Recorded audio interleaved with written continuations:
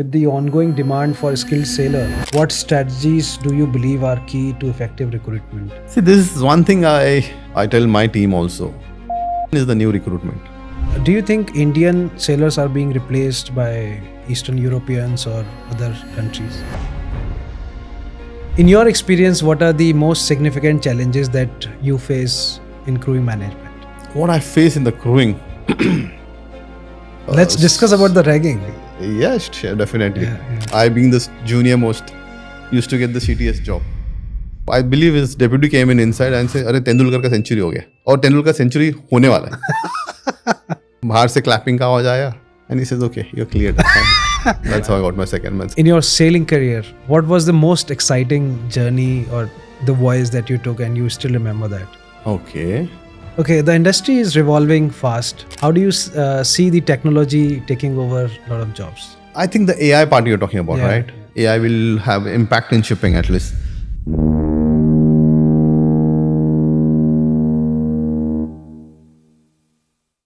Good evening, guys, again to another episode of Port to Port.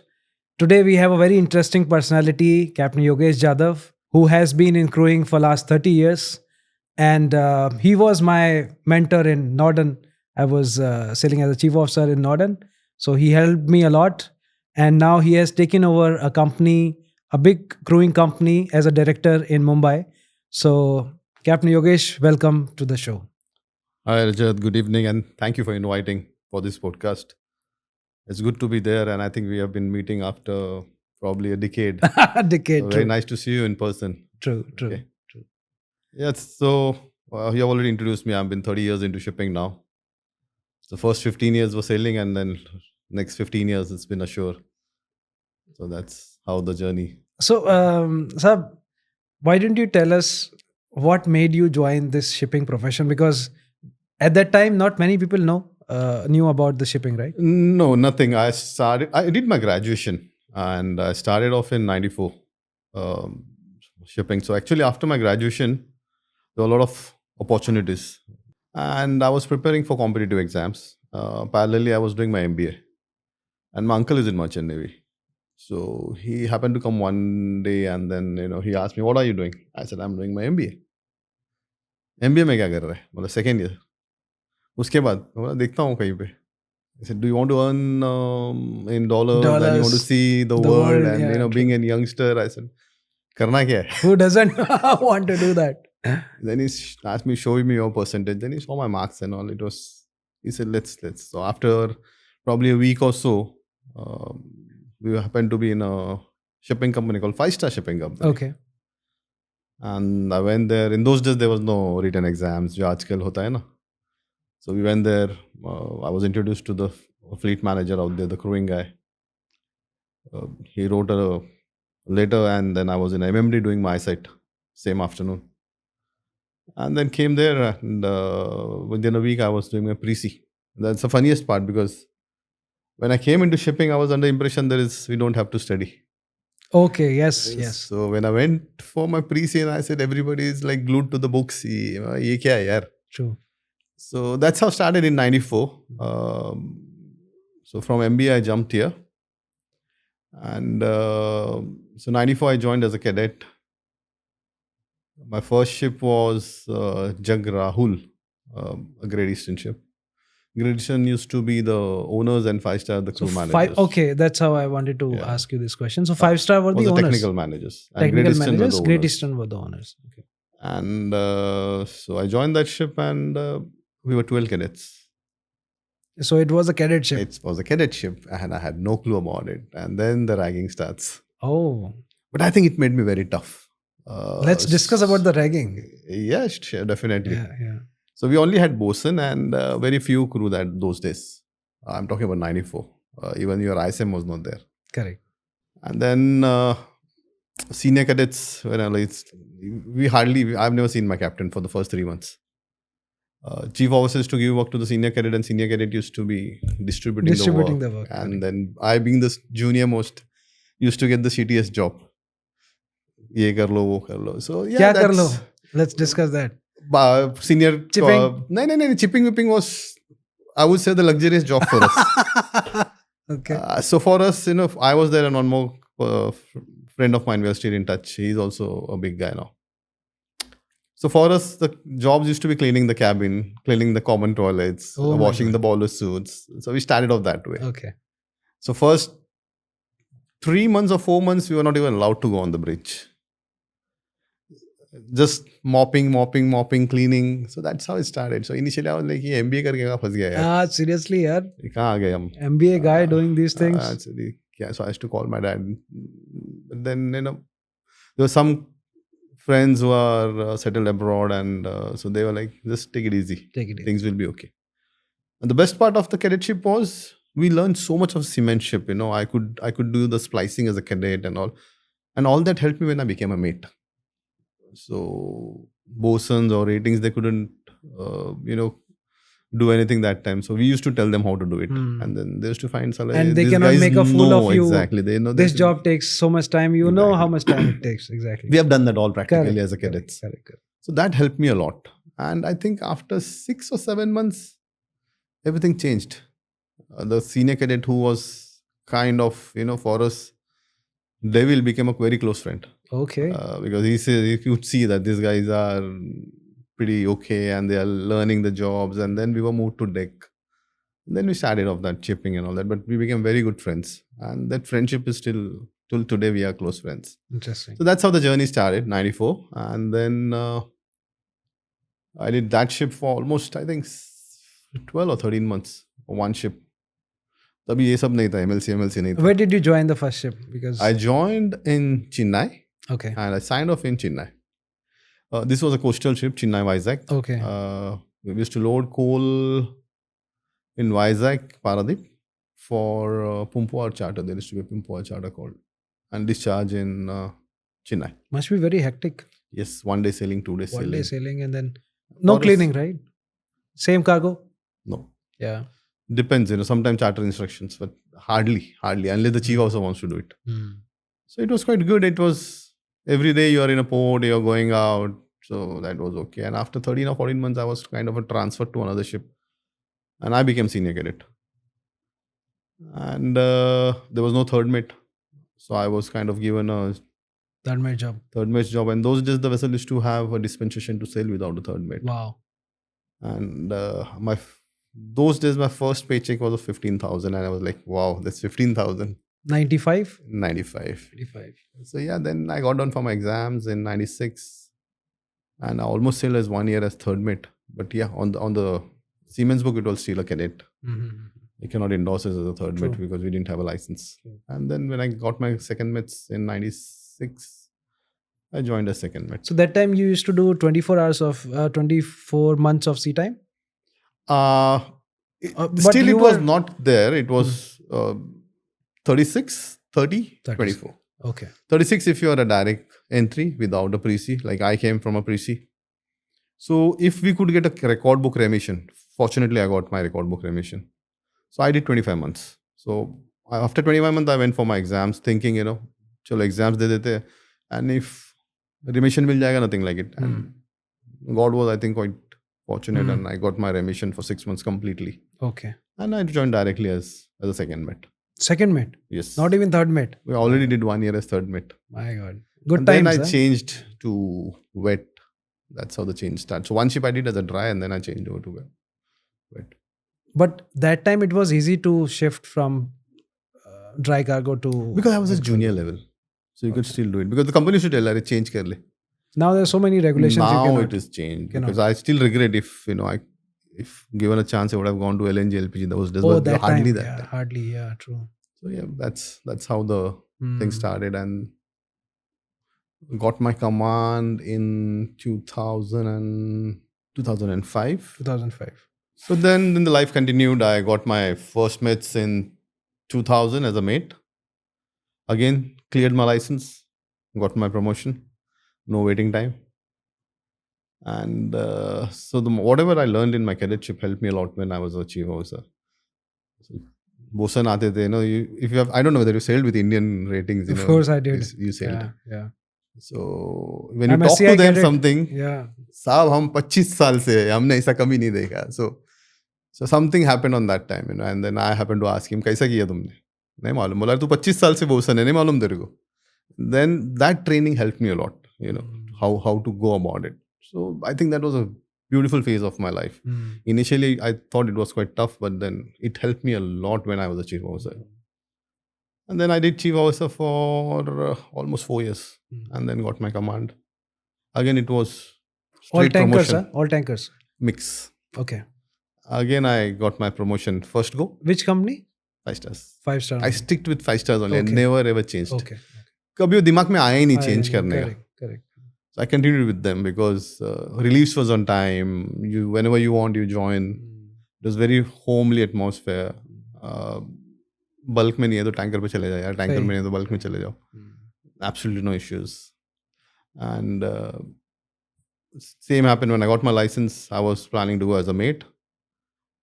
Masters, last minute his wife was sick and I was asked to take over. And I was like, no, I cannot. You didn't have master's license? I had my master license. Okay. I just cleared my master's. Okay. And then you denied, yeah? Because I never thought in those lines, because you just cleared your master's and you have a plan, right? Because it was a takeover vessel. And I and the joining captain we used to have a lot of meetings. I knew him very well because it's a small company. So I used to go as citizen, sit in his home, and evening we used to discuss kya take over karna hai, kaisa budget na hai. So all the checklist was with me. And just 2 days before joining, his wife has some medical emergencies and he has to back out. And fortunately, I think company had a chief officer, but they don't have a master. So I was asked to take over. So the marine superintendent was there. He was a very dear friend of mine. He's still a dear friend of mine. He said, "Tu ja, main aa raha hu." So he came as a marine superintendent and we did one voyage and he got off. So that's the journey. He made you with all the initial surveys, everything he did. Correct. And then navigation was not a problem. Cargo was okay. And then bye-bye. And then that's how the journey started of captain. So that was fate. I think it was, So it was 5 years I did and then came ashore in 2010. Still ashore. Tell me about your oral exams at MMD. Did you face any issues or was it like smooth sailing through MMD? Fortunately, I was quite, I would say, bright. Lucky. Quite no, bright. I was not a bright candidate. I was quite lucky. Okay. I still have that habit. Before I do anything, I do a lot of survey. So before I was getting down for my second METS, because I did my pre-C from NIPM. I think now it is called as something, like some institute in Chennai, they call it. Okay. So NIPM those days used to be called. IMU, I think. IMU Chennai, they call it. Yes, IMU Chennai, they call it. As the Utandi. Correct. So I did from there and I was pretty impressed with that campus. And in those days, Bombay, you only had one hostel and common washrooms and all. I said, MMD used to be very crowded. So I did a lot of survey and then some close friends of mine, we decided we go to Chennai. Okay. So I went to Chennai. So it was a very good, I said, it was very good atmosphere for studying, because it was way far from the city those days, 96. There was nothing to do except studies. So we used to study a lot. And I got my returns first attempt. Oral second attempt I got. That's how second maths happened. Even for my maths, I went to Chennai because Chennai is much better. Yeah, you were used to it. Yeah, correct. Because Bombay, I said, Rekhe, might as well go there, So Chennai, I did my phase 1, got back to sailing, did my phase 2. And then same. Returns with the first attempt, orals with the second attempt. Okay. So always it's been like that till my masters. Master also written with the first attempt, orals with the only a masters I did from Mumbai. Okay. So that was What do you remember your passing question in second med? Because I remember my passing question. Yes, I remember very well. What is that? What was that? I won't take the surveyor's name. Of course. I was called. This was my second attempt, and it was evening around 4:30. Yeah, like you get there at 8 o'clock and then you're waiting all the way. No, Chennai that way was quite good. Okay. I was called around 3 o'clock, and there were a couple of candidates, and I was one of them. So I was called at 4:30. I was third or fourth. So I went in the surveyor's office, and then he saw my mark sheet. So he said, "Okay, you had this issue last time. Are you comfortable with that?" And then he asked me to draw a diagram. I don't even remember clearly. Mm-hmm. I think it was probably your flammable. Okay. Yeah, Flammable limits. Correct. Explain me that. Correct. I was explaining him, and then he went into ROR. First, he went to ROR, and then came into the flammable, and then another guy. External. No, there was no external that time. Okay. I got external only in my masters. Okay. So I believe his deputy came in inside and said, "अरे तेंदुलकर का century हो गया और Tendulkar century होने वाला है." So he's like, "5 minutes दे मेरे को." And then he asked me a couple of more questions, and बाहर से clapping का आवाज आया, and he says, "Okay, you're cleared." And I So was like, Tendulkar was so that was helping my you. first thing, Correct, that correct. second Mets. That's how I got my second Mets, and I still have those friends who are waiting for me outside. They are also on a show right now. So we had a good party that night. Yeah, I mean, So I let चलो अपना metre चालू हो officer, गया yeah, अभी. becoming officer. बाकी के बाद from में देखते हैं. cadet. I mean, you don't feel that excited once you become chief officer from No, second officer. no. It's just from cadet to second officer. It's That's very true. exciting. And the best part was I got the whole remission, which was not expected. I was thinking he will send me back for 2 months or 3 months, but he gave me the whole remission of 6 months. So that was the beauty of it. True. Of course, the journals were good, everything was good. So that flammable diagram I still remember. And that was my question. Interesting. And of course, Tendulkar's century. Correct. In your sailing career, what was the most exciting journey or the voyage that you took and you still remember that? Okay. I was a chief officer that time. And we were coming from South Africa to west coast of India. Okay. And I was not having master's license that time. As I told, I got my command soon after my license. So the master was very sick halfway through. Very, very sick. And then captain told me, Yogesh, you start doing all the communication. It was without a radio officer. Because those days still radio officer was there. But this ship, we didn't have a radio officer. And because the transition was happening. So master was doing all this GMDSS, everything. So he said, can you do all the communications and everything, the reports? I said, yeah, I can. So that's where we started. And the coasting of this South Africa coast, if you know, we have to pass within that 100-meter counter. Correct. To avoid those abnormal waves. Yeah. So that was something I started reading Ocean Passage. Of course, the second bit I had read. But then you always knew that you have a captain's eye. True. To check out. True. But here I was the guy, like second mates ka plotting check karo and all that. And then came all the way to India, did anchoring. So I think that gave me a lot of confidence. I can do it. So that still remember, I still remember that one of my memorable voyage, because though I was not officially the captain. Ready for it, yeah. But a lot of things happened in that voyage. How do we do the reportings? How do you respond to the messages? Then how do you anchor the ship? Then the pilot came. How do you take the vessel inside? So a lot of things happened. Of course, when the vessel came alongside, captain was signed off. But that gave me a excellent exposure, because you're doing your own job as a chief officer and you're additionally handling captain's job. So that was... What was the issue with the captain's health? I believe it was malaria. Oh my God. So he was soon taken off. And one more incident I would say, but I think it happens to every sailor's life.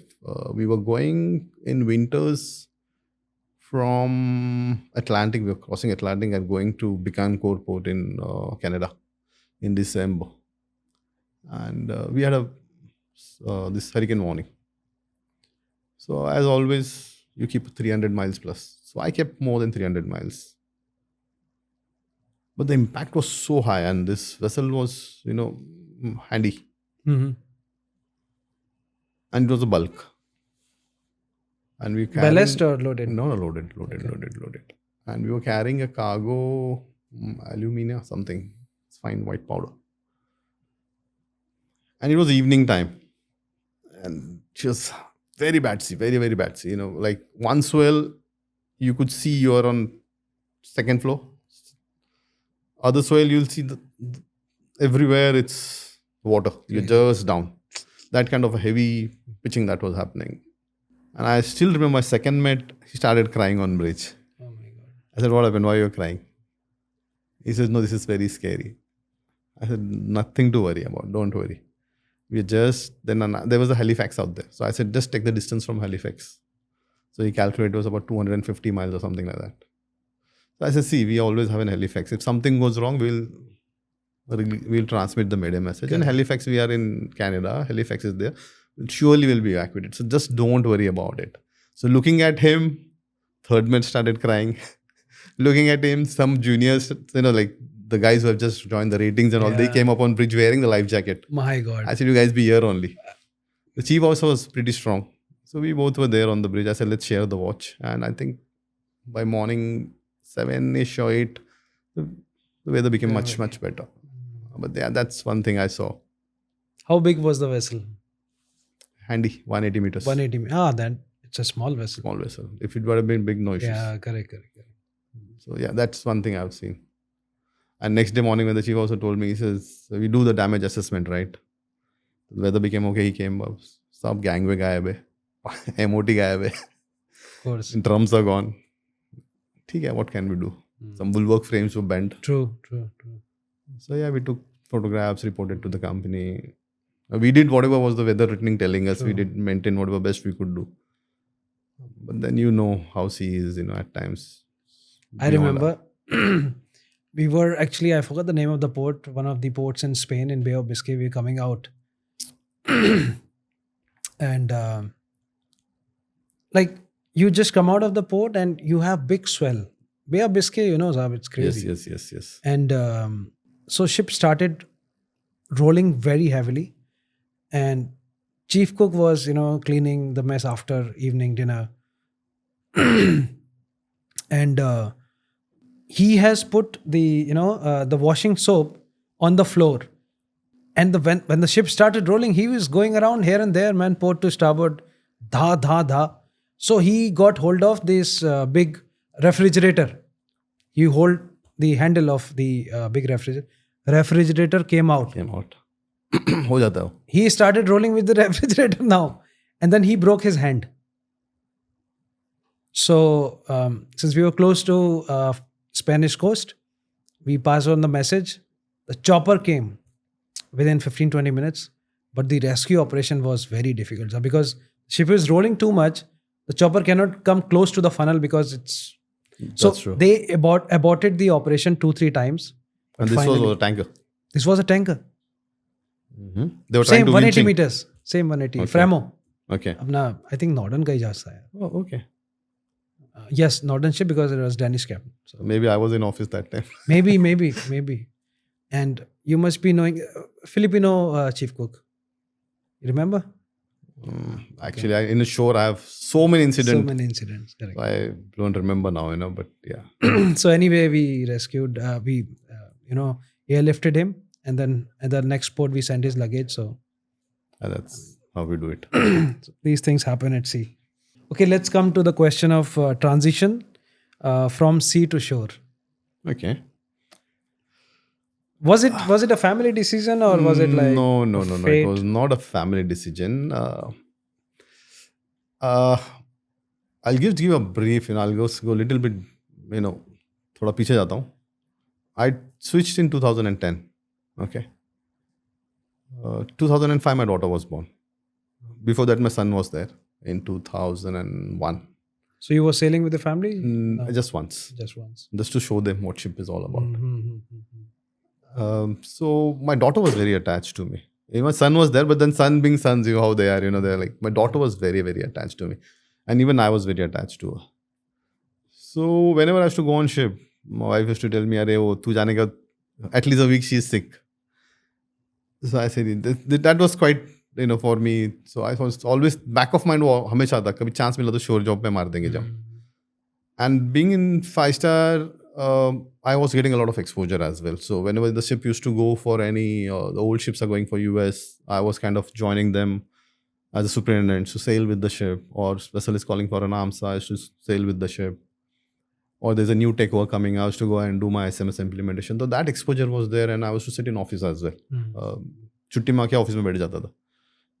Manuals banao, ye banao, wo banao. So kind of keeping busy. So that's the advantage I had. So 2010, it was never a planned decision that, in fact, I was doing back to back. My baggage was on board. Small bag. Jaj pe chhod ke aaya tha. Acha, that is there. हाँ, Because the same ship you ever joined. तीन time हो गया था. And I got off. I came home, and then I think within 3 days, I could read in the newspaper there is an opening for JNPT pilot and Mumbai pilots. दोनों जगह apply कर दिया. Not thinking of I have to take this as a career. I was more of let's expose. देखते क्या होता Let's है. explore Different aspects of ship handling. Let's see Correct. how this are. Correct. So I did that, and I got a first call from JNPT, and I said yes. I went there. So I did their JNPT pilotage for 2 to 3 months. And when I was doing that, there was another friend of mine who joined with me. So the biggest hectic for us, we were staying in Thane and travel all the way to this place. And then, there was to work in shifts. And I'm talking about 2010. It was pretty long journey. So only the travel was killer. And I said, ye jamra nahi hai. So 2010, I just happened to pass this office has to always go from the New Bombay. And then one fine day, one of my friend called me who did mates with me. So he said, what are you doing? I said, I'm doing this. It's an office mein aake mil sakta. I said, where is your office? He said, it's in New Bombay. I said, chal, aate. I said, tomorrow I have one off, so I'll come tomorrow. We generally get 24 hours and off in between. So I said, I'll come tomorrow. So I went in, I happened to see another person sitting down there who was my senior cadet. So, what kya kar raha hai? Pilot. He said, want to come back into ship management? I said, why not? So he said, we have an opening. Within 2 days, I was in Hong Kong. Doing an interview. Wow. And yeah, then I started. That's what my first job. So again, Same company? Which company was it? This was fleet management. Fleet. Okay. So yeah, that's how it started with fleet management. Who you met in Hong Kong? Arjun was one and Randhir was one. So they're very good friends of mine. So Captain Randhir was there that time, is it? Yes, he was heading QMS. So I started within QMS. Okay. So we used to do audits. We used to do exactly what you was. It's an extension of your master's job. True. Started with that, and then that's how the journey started. So then how you got into crewing, because that's a different job. I think you have witnessed that. I have. I was actually a wedding manager with Tom. Okay. Before coming into Norden. And this was, I think, 2013, right? 13 or 12 end, something 13. like that. Yeah, 12, 13. 12, 13. And Norden wanted to expand their operations in India.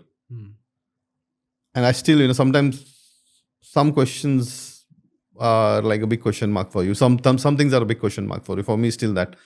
If you can recollect, there used to be a guy called Thomas. Yeah. Head of crewing. Yeah. He called me once.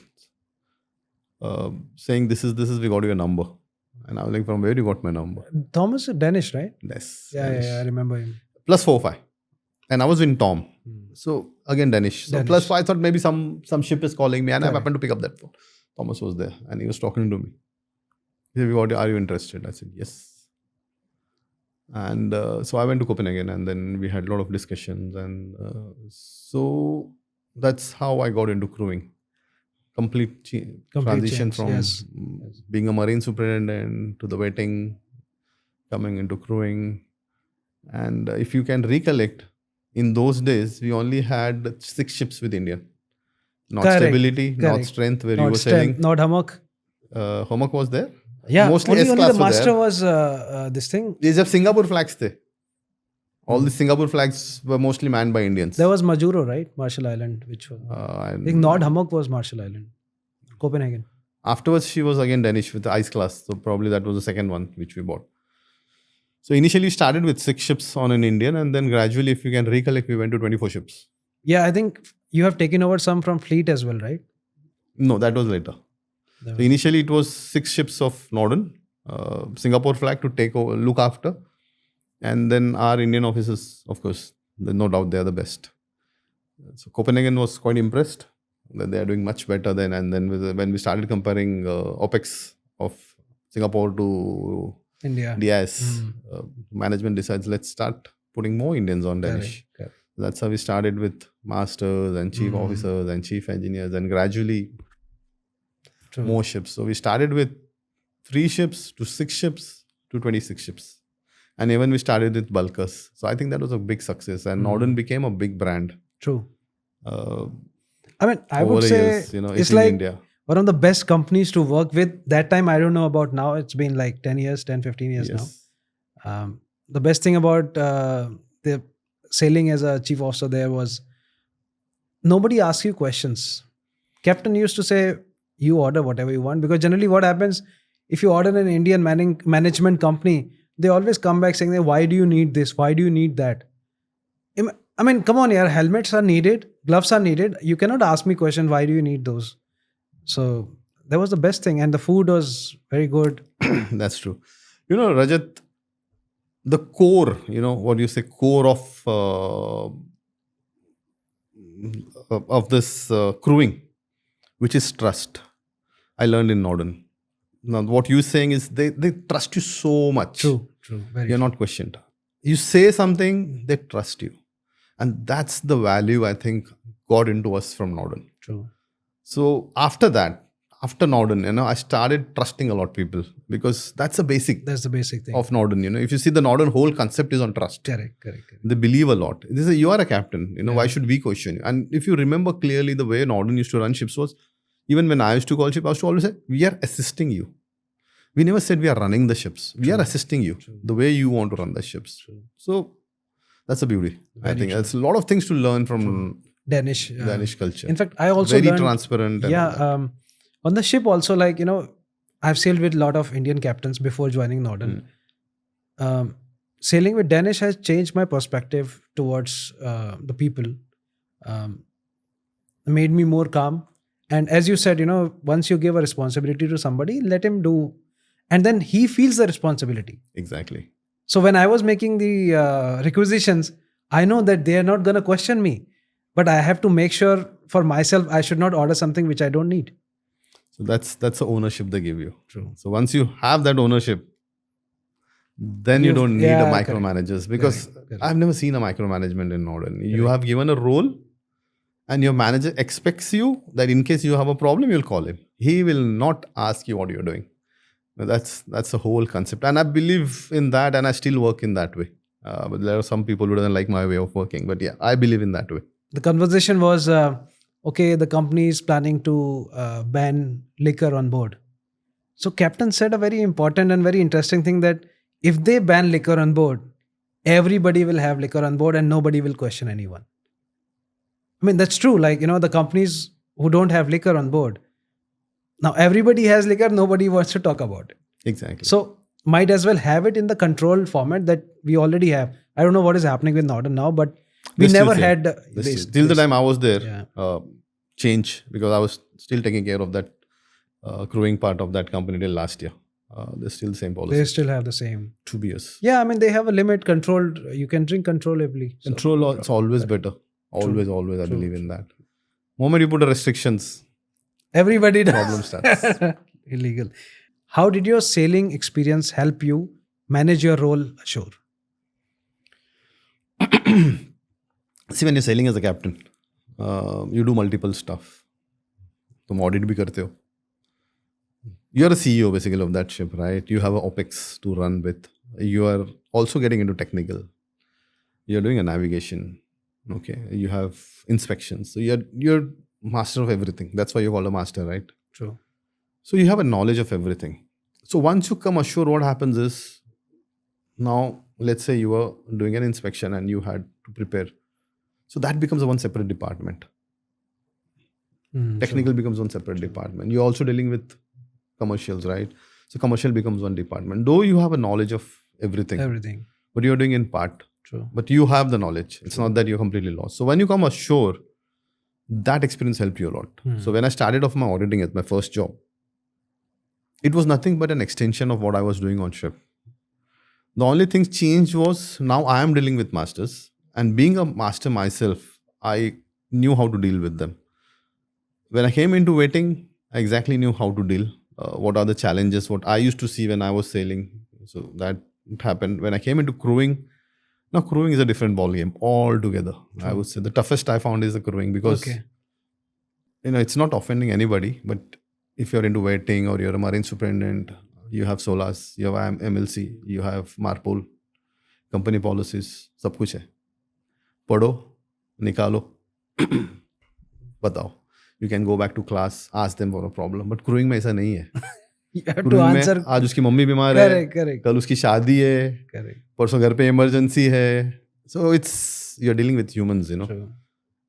And that is where I found the most challenging. And the what helped me out was being a master myself. What I learned was be open with them, you know, because and this is where the value from Norden also came. And I was I would say I'm quite fortunate to have my break with Norden for the crewing, because the values they taught me was no hiding, True. no lies, True. transparent, respect. True. All those I think helped a lot in crewing, because this is the core of crewing. True. You are sailing, right? I tell you your reliever is coming. Your reliever is not there. I tell you your reliever is अगर जो तुम्हारा next port में reliever आ रहा है, और 4 दिन पहले बोलता हूँ reliever भाग गया, बीमार हो गया. Will you believe me? I'll tell you very interesting story I heard. So उससे अच्छा मैं I'll call you and say, Rajat, this is the issue. I don't have a problem. You will be little upset with me initially. क्या साहब किया था? But it will be much better than telling you 2 days when you already packed your bags, you have made your mind, and then I say this is what the problem is. So this is what I found is I tell my team also, be open. Reliever nahi hai, no issues. You cannot do something, but don't lie, guys. Because moment you start lying, the whole concept of trust fails. And the trust fails, he won't believe you. Moment he won't believe you, he may never come back. He will not come back to you. So you have to respect him. You have to give him that, you know, how to, that's how we deal with, right? So that's those values help me a lot. And being a master, thoda sa help kar jata hai. Sir, I'll tell you one incident I heard, very funny. I don't know whether it was true or it was just a joke. So one electrical officer told me that on one ship, he was about to get relieved the next port, let's say 2 days. And he called the crewing manager. Bhai, everything is ready. Ticket bhi aa gaya uska reliever ka. And then he's like, my reliever has not come. When the ship arrived the port, reliever was not there. He calls the crewing manager to check what happened. He's like, Arey, your reliever lost the passport. Okay. How did he lose the passport? He was having, some चाय, ठेले पे चाय P रहा था, वहाँ पे गाय आई, गाय उसका passport खा गई. I don't know how true it could be, but this is like, I mean, it's a funny story. You know? But at least I can see in the new generation, you know, they are very open. I think this was time when we were sailing and some few years back. I mean, आजकल काफी open है वो हिसाब से. One reason could be the social media. That is also true. Correct. If I tell you're going this ship, you can. If I tell someone you really worry this on the first, before I put my phone down, usko message gaya, are you coming? Correct. So you better be open about it. Yeah, correct. So you work with Norden, you work with Univan. I didn't work with Univan. So you were Norden representative? I was working with Norden and the ships were with Univan. Okay. So after Tom, I directly came to Norden. So your experience with Tom, Norden and other companies, which is the best learning experience for you? See, I would say every company taught me something, you know. Start with my fleet management. Excellent company to work with, especially for a new beginners like us. They give you a lot of exposure. Okay. So this is where you start getting tough.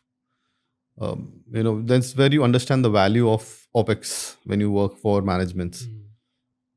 You're traveling from here to US, and then once you're in US, you might as well finish now 3 ships in US, because that's how the cost gets divided. That's a concept I started learning from there. You know, how to divide the cost. Sure. So that was a more into, and then I could see, you know, how you're managing in a short time. You're going on a containers, you're going on a tankers, and you have such a big checklist, how you manage your work. So that exposure got me from the fleet management. Tom was altogether a different ball game, because there I was a vetting manager. Tom being a Danish company, it's a different setup. But here the exposure was completely different. You're dealing into vetting, and vetting is nothing but a commercial. If you look into it, it's a wing of commercial. True. Because your vessel doesn't have a clearance, True. She's not accepted. True. So there was so many times I used to get a call from Tom ka commercial department. You know, this vessel is not cleared by BP. Just have a look, call them up. Just to call them up. Kya ho gaya ye? So that was another kind of, I would say, a good learning, you know, how the commercial works. Then I came into Norden. as I said, I started with actually Norden. I was not a crewing guy as such. I was doing a lot of multiple jobs. I think you were supervising the I was Univan doing a lot of office. things. I was True. preparing in budgets. I was That's taking what. care of Petrobras. True. I was auditing the offices, cargo claims. Sab dikhta tha main. With some damage has to go, and the of course crewing was one of them. So that was Norden gave me quite a wide, I would say, visibility. How to look into different aspects. True. And then I came into Synergy. That was again Synergy. Coming to Synergy was it's a Norden and Synergy made a joint venture. Okay. And then I think 5 or 6 of us were transferred to Synergy. So again, that was a very good learning to me coming to Synergy. Very good values, very good company to work. When I came in Synergy, we had it was a peak COVID time. That time 2020 August was the merger happened, and if you remember in the Danish we used to have those town hall meetings and all. Right. So 1:00 was the town hall meeting, and 12:30 I got a call from my then manager from Norden that this is what the decision will be. But you are one of those who will be transferred to Synergy. So don't worry about it. Then 1:00 the meeting happened, and then they made an announcement that we are doing this, and 1:30 I was with Synergy. I got a call from Synergy, welcome to Synergy and all blah blah. And then we You started changed the office also? Mumbai. Mumbai. So I started off with Synergy, Synergy 1:30. Mumbai. Okay. So when I joined Synergy, it was a COVID time, and if I'm not wrong, my numbers could be out. Okay, so we are just around 300 ships in Synergy, plus minus 25. पकड़ के चलो. That was the number of Synergy those days. And believe me, Rajat, take over कैसे करते हैं मैं वहाँ के सीखा. Okay, you get notice, 3 days notice, you're taking over. 4 days notice, you're taking over. Wow. And I remember in Norden, we used to discuss in January, this year you are planning this many takeovers. And I'm coming from that culture. Correct. January में discuss होता था. For this year, we have 4 takeovers. Guys, please plan. यहाँ पे तुमको Monday को message मिलता है, Friday को takeover है. So that was something I learned. Initially, I was like, ये क्या है? But I would tell you that was something to learn. How to grow. How to grow. How to grow. And when I left Synergy, again, that was kind of a mixed decision. I don't know. We were almost closing 700. So 400 ships in 4 years. Not even 4 years. Little bit less than 4 years. We took over. 100 ships a year. ज़्यादा take over होगा because कुछ ships गए भी. One ship in 3 days around. We used to take over. We used to take over those How many ships. people were there to do the initial surveying like yourself? Synergy had a good support system. Very good support system they had. So yeah, people were really good. So I would say the teamwork what I saw in Synergy was fantastic. Okay. Really enjoyed working there. Though there was a lot of workload, but I just enjoyed working there. Norden, and after Norden, somewhere if I enjoyed, it's Synergy. Beautiful company. So one very interesting question. When we work on the ship, we have a different attitude towards shore. And when you work at shore, you have a very different attitude towards the captain of the ship or the ship staff. So what do you think about that? Is it same with you? Like once you shifted ashore, you started thinking, "Arey, captain ye nahi kar raha hai, captain ko ye nahi samajh aata," or what was your reaction? I think if I had not been in Norden, I would have been like this. I came to Norden, where I just said sometime back, you Changed your perception. I changed my perception. You start working on a trust. So I never had that feeling. And until today, I don't have that feeling ki master kya kar rahe. And I don't think of that. Yeah, but a lot of people have that feeling. Exactly. There are a lot that's of people what- have. Yeah. So I don't know why. Because at some time you were there. Okay. For the sailing guys, I would say that's fine because you really don't know what they're doing ashore, because the guy sitting sailing, he has frankly no knowledge. कि इधर कितना workload है, what restrictions they have. True. It's, I'll just give you an example. I used to talk to my captains when they used to come ashore. I should tell them, after signing off, not ashore, after signing off, I should talk to them. I said, see, it's not me. who decides. For you, I am the face. Okay. Now your one flight is costing me 3 lakh rupees. I cannot approve. Nor do my manager can approve. I have to go to the person who are the owners of this company, because that's how it works. True. I cannot tell you on ship, I'm waiting for, we don't loop in owners at that time because they have given us this OPEX Certain and budget, it's yeah. my duty to run the vessel in Yeah. that OPEX. Yeah. If I'm exceeding that OPEX, it's my job to go back to the owner and update him. Tell them. So there are a lot of communication happens behind the scene, behind the door. A lot of communication happens, which I don't think it's appropriate to inform the captain at that time, otherwise he may, there could be some captain who may call owners also straight away. Why should I tell him that? We are doing our work. True. If it clicks, he signs off. It doesn't click, okay, it's my mistake. It does happen. A lot of time it happens. Okay. So I should talk to them. Guys, you don't know this is the challenges what we face. It's not that. Sometime visa doesn't get released, though it has been applied long back. वो आज release हुआ है. Yeah, that's not in your hands. क्या करेंगे? What can you do? No, but I told you so many days. Yeah, you told me so many days. But I cannot apply for a Schengen visa unless you give me a port. And tankers is not like bulk. Tankers, though you had an instruction, a lot of time it happens. You have sailed. Vessel is proceeding to Gibraltar for orders. Change. I cannot Yeah. apply for visas on order. I need a firm port. True. But the guy sitting on that side, he will not understand. अरे मैं 15 दिन पहले तुमको बोला था. या बोला था. Port किधर है? So there are a lot of challenges, but it is again how open are you in your communication. True. If you can communicate better, I think most of the problems are solved. For me, communication is the key. Even when you say communication, that reminds me of Captain Arne. Every time you talk to him or anybody talk to him, Rajat, communication. Communicate. He used to speak like this. Communicate. Okay. That's how it is, Rajat. I always believed in that. Now I also tell my team, let's say there's something.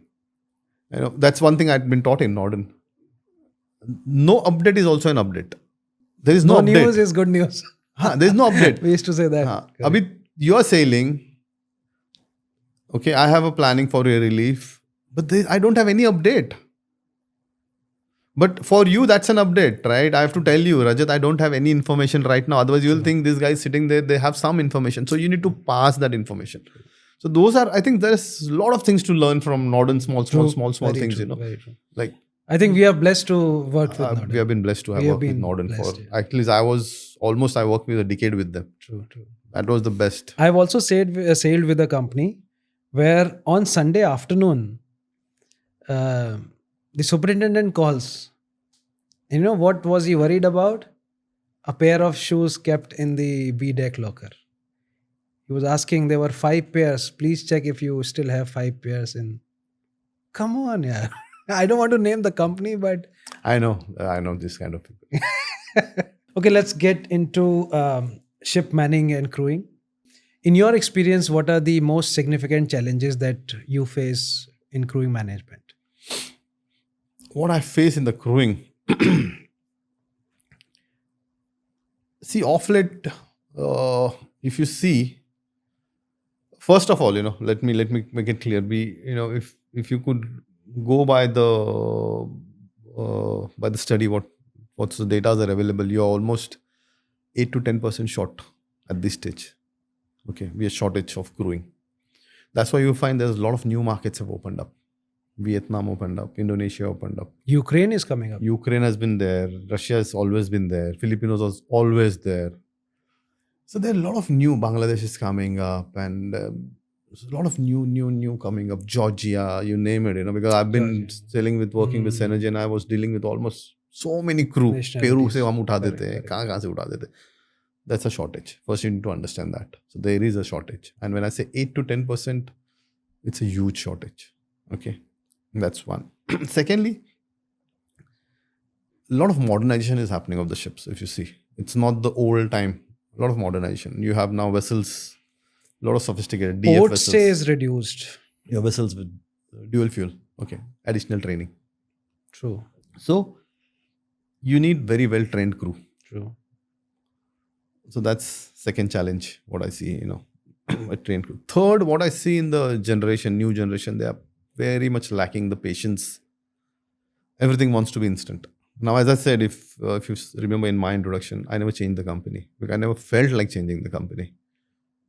But today you see, True. jump, True. jump, jump. So the youngsters somewhere they need to be very, very patient, because things do work. You need to be patient. It cannot work this way, like everything is instant these days. So when they feel like everything will. So that's third challenge what I see in crewing coming up. And then there are, as I said, there's modern fleets coming in. So many trainings are happening now. So many trainings are coming up. So that's one challenge I can see that's coming up now. So these are the challenges what we have in crewing, coming up. And so let's see how we go up, how we cope up with that. Do you because think you definitely lack skilled seafarers as of today. Yeah. Do you think Indian sailors are being replaced by, let's say, Eastern Europeans or other countries? No, I really don't think so. Yeah. No, I frankly You don't haven't think so. felt the numbers going No, down? definitely no. Indians are very much in demand. Okay. In fact, you're working on other nationality because you cannot cater to the requirements of Indian seafarers. That's also why one way of looking one at way of looking at it. Because you really don't. They're still in demand. Okay, because. But if you see, there's a blessing in disguise. I'll tell you why. You just mentioned that there's a shortage of 8 to 10%. Imagine if there is excess of 8 to 10%, maybe they may have to compromise with salaries or maybe skill set or maybe survival of the fittest. See, it's always like this, Rajat. Why to take it shipping, Yeah. It's a demand and supply. Right. Tomorrow, if I have to select from 10 things, I'll always choose the best and I'll bargain hard. But I have to select from one, I don't have an options and I have to select, only pick up that. True. So, and there'll be 3 buyers, okay, or let's say 4 buyers. So you can understand the value goes up. But there are 5 buyers and there are 20 things available. You can understand exactly that's the situation right now. So it's a demand and supply. The more demand goes up, that's it. But of course, there is somewhere you need to draw a line also. It's not that it can go up. You can always go for a replacement. When I joined OMI back in 2006, that time there was a vacuum of officers. Mm-hmm. I joined as a third mate, but now if you see, the third officer is joining as a junior officer. Yes. And then he becomes third officer and then second officer. I think there are a lot of people, JDO, they call it as these days. Junior Deck Officer. With the ongoing demand for a skilled sailor, what strategies do you believe are key to effective recruitment? See, this is one thing I always believe is, I tell my team also, retention is the new recruitment. Wow. You retain your crew. And then you need to have the policies to retain the crew. If you can retain your crew, you don't have to go into market and recruit, right? So what are the procedures you have to retain your crew? First, give them the adequate training, what they need. They should be well trained. Second, salaries should be competitive, for sure. Third, give them that ownership. Okay, value their feedbacks. Make them part of the projects. Be transparent with them. You need to retain your crew. It's money is one part, but if you look, Norden salary was never that great. True. But people are not leaving it. Why? You are valued. You're valued there. True. So salary is definitely one, but salary should be competitive. True. There are a lot of other things. If you're really taking care of, you're hearing them out, it should not happen. 6 baje ke baad main ship se phone nahi uthata hu. No. You're not informing the joiners when they're going. You're not informing the ship staff. So they are not valued. They don't know what's happening, right? Very important to retain your staff. Do whatever you can. Have a defined career path.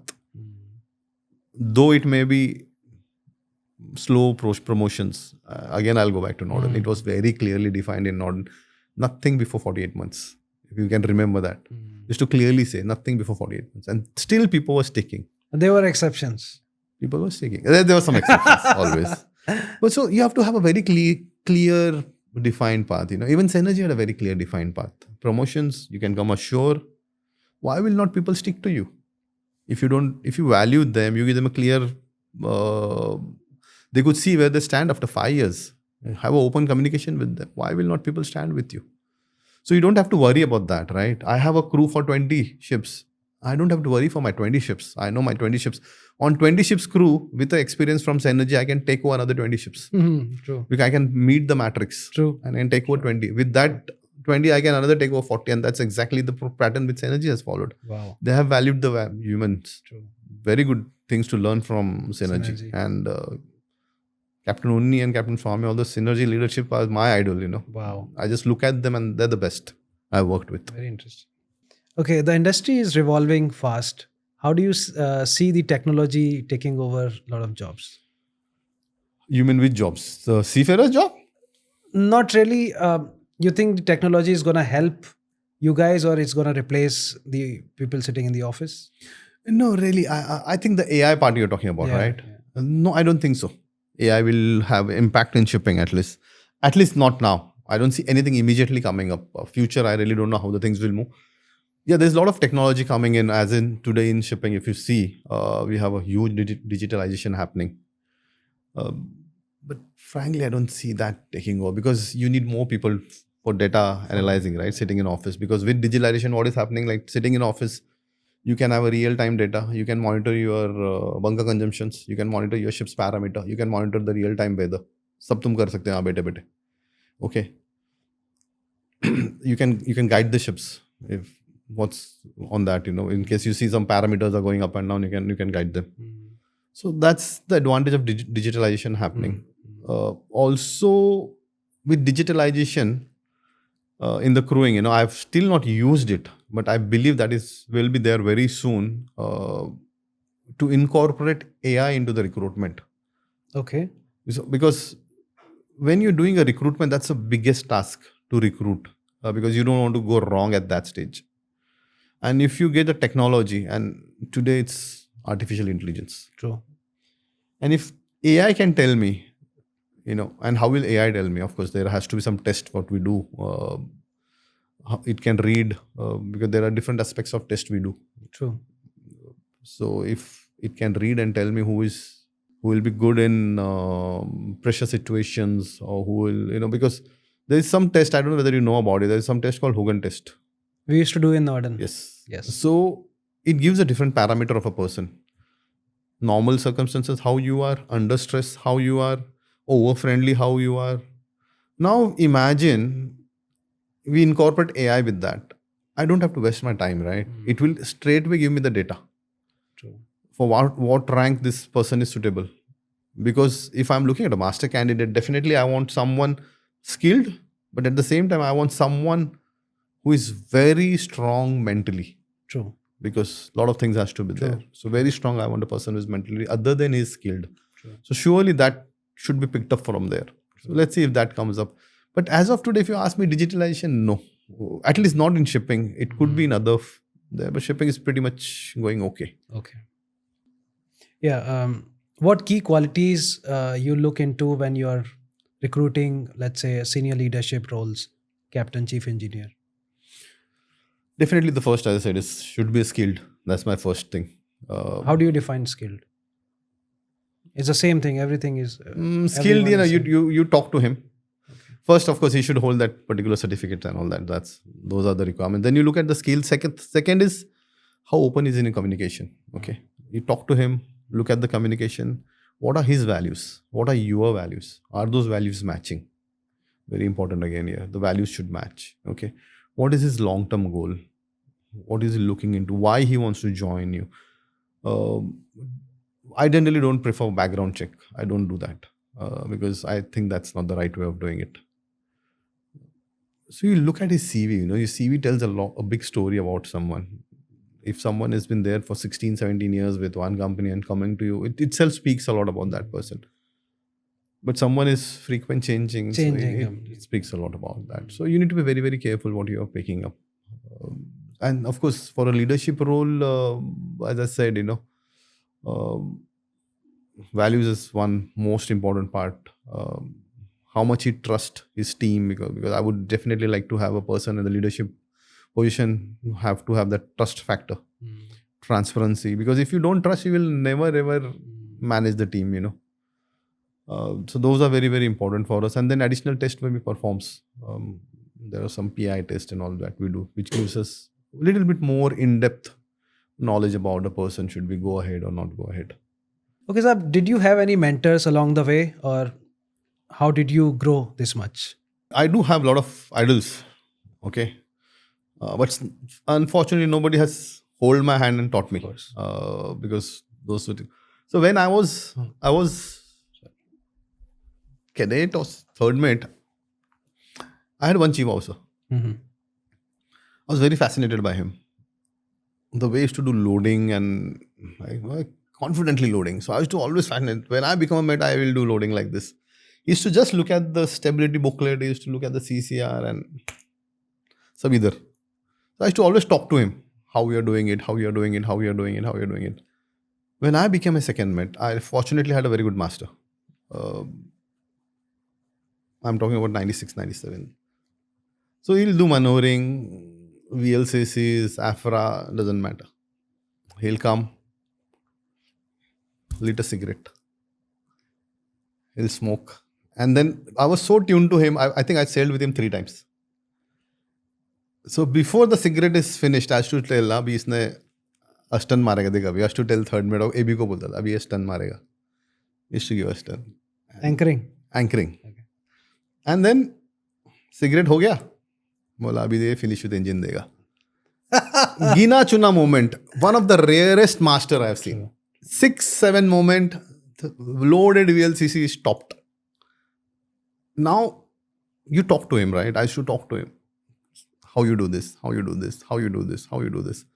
So that thing started developing it. So when I become a mate, I won't say I was as good as my chief officer, but I tried to be close to him. So when I became a master, I tried to be close to him. And one of the compliment I got from the engineers was, he's one of the master, both come engines moment mein सीखा हुआ है. So those things helped me. When I came ashore, yes, there were a lot of idols ashore as well. But my biggest idol was Captain Unni, Captain Swami, again from Synergy, Captain Ramda, the leadership team of Synergy. Though I never worked with Captain Unni under his leadership, but just observing that person, listening to him will kind of give you so much of values, Wow. You just listen to him sometime. Just hear him out. Okay. He has such an in-depth knowledge. Even Captain Swami, he makes the thing so easy. He if he does the presentation, one of the easiest thing, he will not carry anything. He'll just speak up and you'll feel itna bhi simple hota hai. Interesting. Make it so easy. So those people I have seen, of course, the whole shipping knows Captain Unni and the team, how Synergy came up. So he's one of my idols. And there's a lot to learn from him, So what I have believed is learning doesn't mean that you need to sit with that person. Only by observing also you can learn a lot. A lot you can do a lot. So these are few people I think helped me a lot to grow. With Captain Unni also, there's a lot of things he talks about, trust and all that things. So it's one of the best to work with. So, for young mates and masters, do you think it's important to have a mentor? Definitely you should have an idol. Because otherwise how will you grow? Because see, now the time has changed, Rajat. It's not that it's a fast-paced life today. Masters, even chief officers, chief engineers, gone the days when they will be sitting with you, holding you with a record book, and we have done in our time. True. आजकल नहीं होता है, to be very frank. So what they do then for the mentorship? You need to find an idol, follow him, just look at him, do it. It's very much important for you to have a mentor. If somebody is there to guide you, nothing like it. True. Nothing like it. But only by observing also you can, if not 100%, you can at least absorb 70% of his qualities. True. You can. I can guarantee on that. You can. So for the young generations, if there is someone who can help out, just go ahead. Second, go and speak up. What I see in a lot of times, it works. A lot of people are not open to speak up. Correct. If you don't understand, speak up. You don't understand. I'm 100% confident there'll be so many guys ready to help you out. True. But if you don't speak, nobody knows. Nobody knows. So that's again second thing, if you need somebody to mentor Nothing wrong in asking. Speak up, guys. I always say speak up. Correct. And third is, of course, observing. And it will help, Okay, as someone who transited from sea life to shore job and now being a director of a growing company, how would you suggest if somebody wants to do the same thing as you have done? You think there is a step by step process to do that? It's very important for you to have a vision. When we were sailing as a master, uh, I was happy as a master. So when I came ashore, I always had a vision where I had to go. So that's my first thing to the youngsters who want to come ashore is, first thing is be patient. Nothing works overnight. Be very, very patient. Which I find somewhere today's generation is It's lacking. missing. True. Be patient. Okay. That's one. Secondly, you have a very clear vision what exactly you want. Trust me, Rajat, in my career, I have so many times, brought people from shore, from sailing to shore, and within 1 year they resign. क्या हुआ? Now I want to go back to it. But हुआ क्या? मेरे को नहीं जम रहा है. What do you mean by नहीं जम रहा है? Have you tried? So my second thing is, first is be patient. Second is give a try. Don't give up so easily. Give it a try. Give it a try. Yeah. It doesn't, as I said, doesn't happen overnight. Give it a try. Third, what are you exactly looking into? What are you looking into? Because shore job, if you see, it's not like sea. Sea, you have one focus, right? You're a master. Your job is A, safety of the ship. B, safety of navigation. Safety of cargo. Yeah. Commercial requirements. It's a fixed job. Shore, when you come, you have different verticals. You have ship management. Under ship management, you have technical, marine, crewing. Okay. Then you move out of it. Then you have auditing. आजकल marine auditing हो जाता है. Then you have a legal. Then you have agencies, sport agencies. Then you have insurance, P&I. A lot of. Now you need to know what you're looking into. True. Everyone knows there is chartering, of course. There is an operations chartering, everyone. So what I have seen is 90% of the, I will talk only about masters because I'm being myself a master. Everybody wants to go into commercial. सबको chartering में जाने का. Correct. It doesn't work that way. If they don't get into chartering, then next what they want is operations. If they don't get into operation, what they want to get into marine superintendent. Okay. Crewing last. Okay. So you need to know what your strengths are. First thing is that. And this is not the only thing. You have so many other things. My suggestion is when you're stepping ashore, try out a lot of things. You can always do a maritime law. You can do insurance. Insurance is a very big topic. You can do into that. You can go into the agencies and logistics. Again, not very much explored. How many masters you have seen in HR? Not many, right? Sure. Why don't masters try this HR? Why don't the selling staff try HR? नहीं करना है हमको. क्यों नहीं करना है? Try this out. And if you are a combination of a marine lawyer with an insurance, you are the deadliest combination.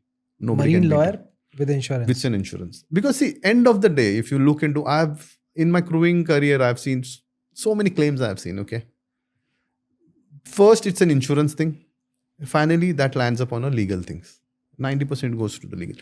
Now, if you are a person who is a legal guy, a marine lawyer, who also understand the insurance, there is nothing stopping you. My God. Nothing stops you, right? Very interesting. तुम कौन सा भी लो ना तुम North of England पकड़ लो, Skull पकड़ लो, कोई भी पकड़ लो. When what happens when the claims are high? Where it lands finally? It lands on the lawyer's table, True. right? True. Then he starts reading everything. True. And that's where it's happened. So to the generation is you first decide what exactly you want. Everybody cannot be ship owner. Everybody cannot be a managing director.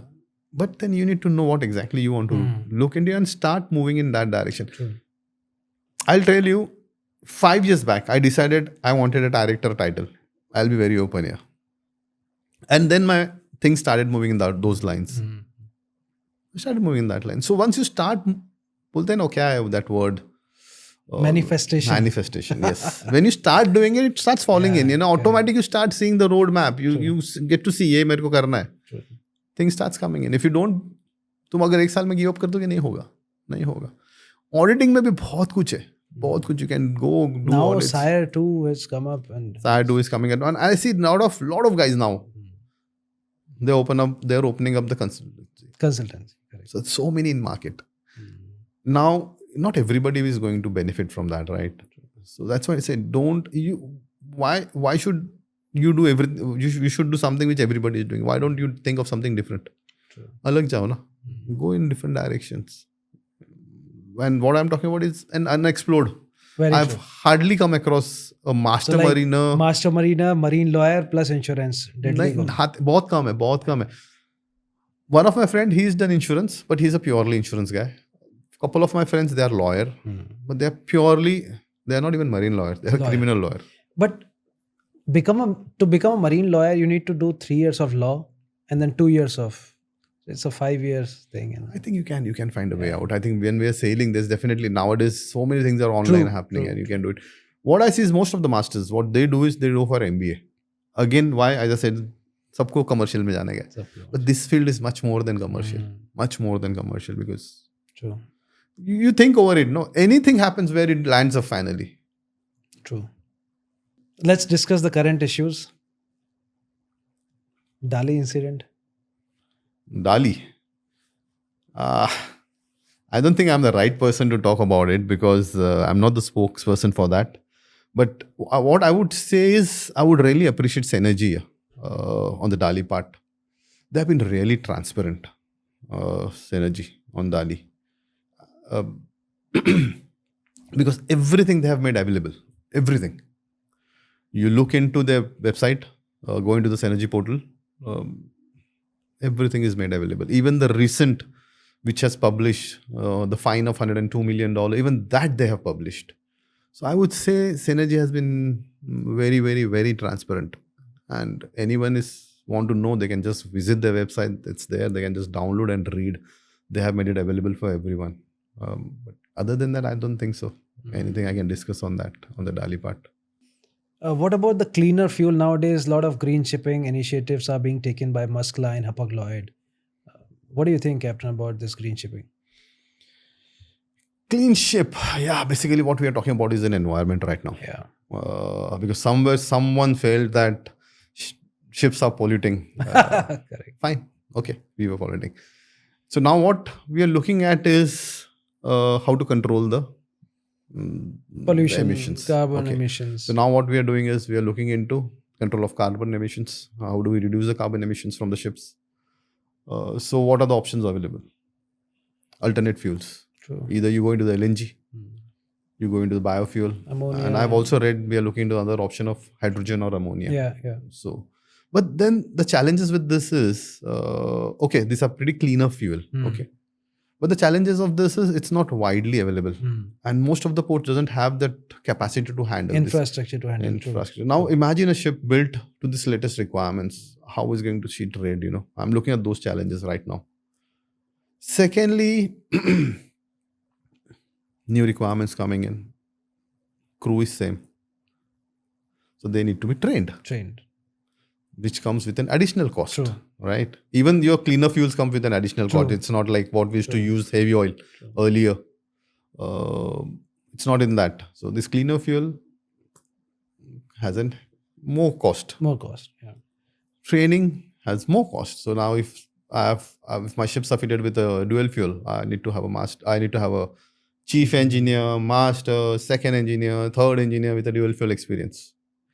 Training at least. I need to give them training, and the training doesn't cost cheap. It's pretty expensive. Yeah. That's another factor we have to look into. So yeah, everything looks good, but we need to also look into the OPEX part, Yeah. And if one finds if this comes in force, we need to think of what about the old ships. Are we going to do the retrofitting for that? Which is The again cost huge of goods are going to get high. Huge cost that is going to come up. And then what happens eventually, your rates have not that gone up. Freights, if I remember, it's more or less same. But your running cost has gone up.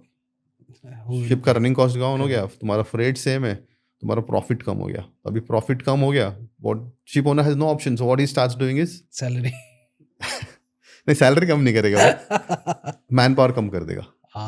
Okay, he says why you need so many people, the safe manning talks about so much.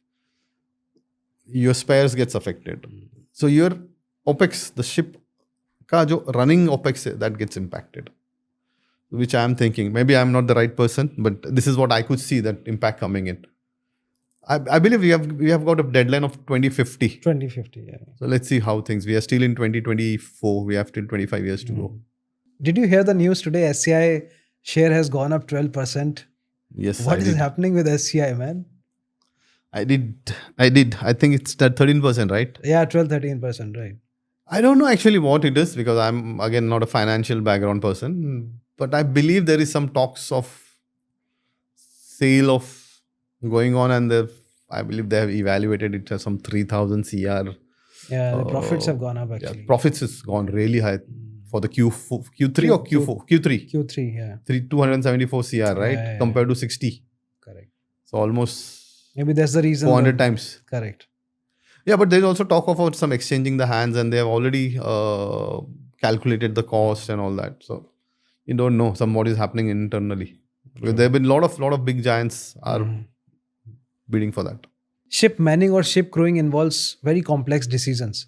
How do you approach these situations? What kind of decisions? Like whom to, recruit, whom not to recruit, how to take a stand. We need to do this in terms of relieving, let's say, as you said about the cost, let's say 3 lakh rupees a ticket. So how do you approach these situations and how do you decide? See, crewing, as I said, sometime back, it's a bit dynamic. It's not that what I have done yesterday, the same logic will be applied today. No, it doesn't work that way.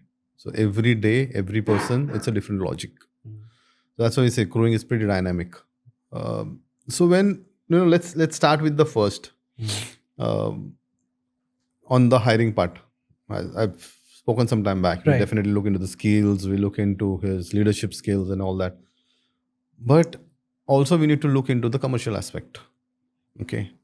Now there is something called as matrix from the oil major point of view. So we need to have a matrix in place. So when we are hiring a senior master, when you're hiring a master, I need to make sure that his matrix should be matched. So that's one criteria. We look into the matrix part, because I don't want to hire someone where we will struggle then to put him for the next contract. So definitely that study has to be in place. If I am hiring a captain, what should be the minimum matrix I should hire with? True. That means I need to have to study what my chief officer's matrix are, and definitely that's there. That same goes applicable for the chief engineer as well, and chief officers we do the same way. So that's one is your matrix. Decision making of the crew change. Again, I'm not getting into the technical part. First factor is port kaun sa hai? How convenient is that? Okay. Now, again, due to the oil major requirements, we cannot relieve everyone together. We cannot. Let's say it's not a bulk carrier, it's not a tanker, it's a bulk carrier or a container. Then still we cannot relieve everybody, because then the safety ka issue aa jata hai, continuity ka issue aa jata hai. So the second aspect is how good your port is. If its vessel is in US, I would prefer to sign off maximum. Let's say vessel is in US right now, and the next port of call, she is going to Argentina loading soybean oil for India. Pretty common voyage, right? Argentina, I will definitely not relieve. She is coming 45 days voyage to India. Surely I'll relieve. So what we do in that case now? We need to make a plan. US, comparatively much cheaper. Comparatively cheaper. So when I'm doing a crew change, I will rather go for a bulk crew change, taking all the approvals in place. So there is something known as window of -1. So surely I'll try to even pick up the guys in -1 if possible. If possible. Yeah. Then we calculate. Let's say he's coming to India. Kidhar uska contract rahega.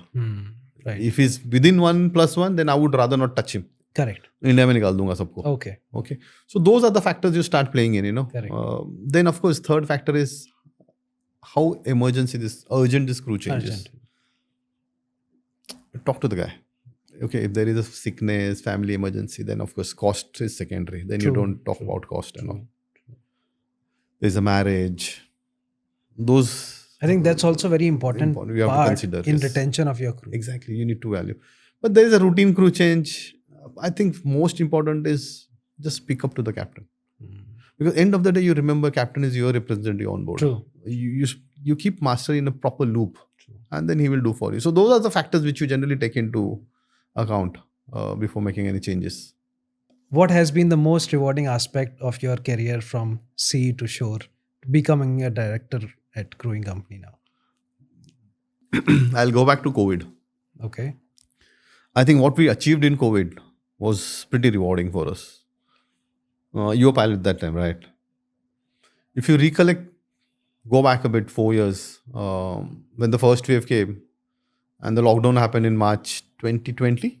2020. Our PM made an announcement of 2023 weeks. Nobody knew the impact of that, right? None of us. So initially we all thought it's a short vacation. But as the days started progressing, you started realizing this is something serious. Slowly the country shut down, the ports shut down, everything started shutting down. But the ships were moving, right? True. Our seafarers were working. True. So that's why, they are one of the COVID warriors. True. They were working. Now, even the seafarer realized, साले problem है, तो flights ही बंद हो गए. True. Flights have stopped. Yeah. There is an emergency at home. Families are getting infected by COVID. Sad. How to handle that situation, right? So I think that was the most challenging feature, and this is something new happening first time. At least I have seen in my life happening first time. True. It's not written in Marpol. It is not written in Solas. It is not written in company manuals what to do. True. Then how do you go about it? This is the most. And then I remember we did the first crew change, and I was so happy for the first crew change to get the people home. Then we came into, and that was the time I was still with Norden, and we were looking into some charter flights. And I never heard of charter flights. Yeah. Some charter flights bhi hoti hai. Some company were organizing the charter flights. Right. And you have to book them through some guys, and so Qatar was doing that. So that was the phase, taught me a lot. And then, as I said, during the COVID itself, the transition happened. Norden and Synergy made a joint venture. I became a part of Synergy. And when Norden, we were looking into the charter flight. In Synergy, we were the one booking the charter flights. So we were the arranging charter flights. So they were looking into, and Synergy was. Synergy khud arrange kar raha tha charter flight. So that was another experience, to us. We were working overnight, but it was a fun. And there was a lot of reason behind working overnight, because we had our colleagues out at sea who had not been ashore for one year. I mean, who had not been home for almost a year. True. So I think that was the most rewarding. And I still remember one incident that time. I was a ship, one of the ship was calling US. And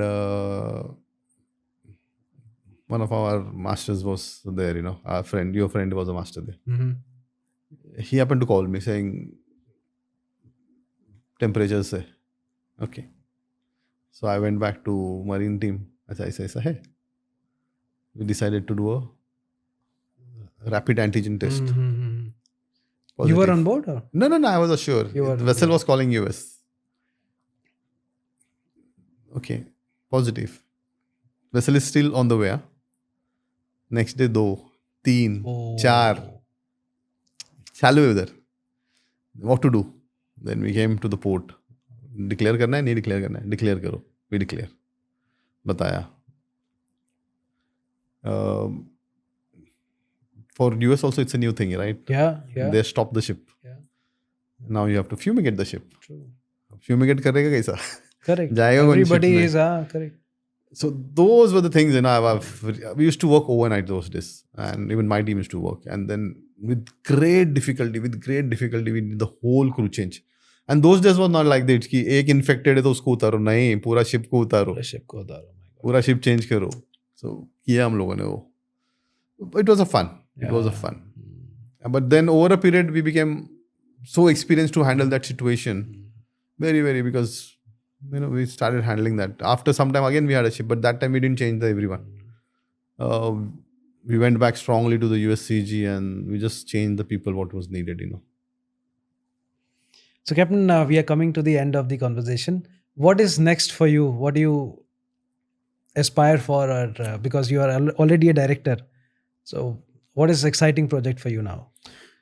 See, if, I have joined a new organization. I'm heading that organization in India. So it's been just 6, 7 months I have joined them, and we have a vision, okay, to expand them and make them uh, one of the preferred employer. So that's my aim right now.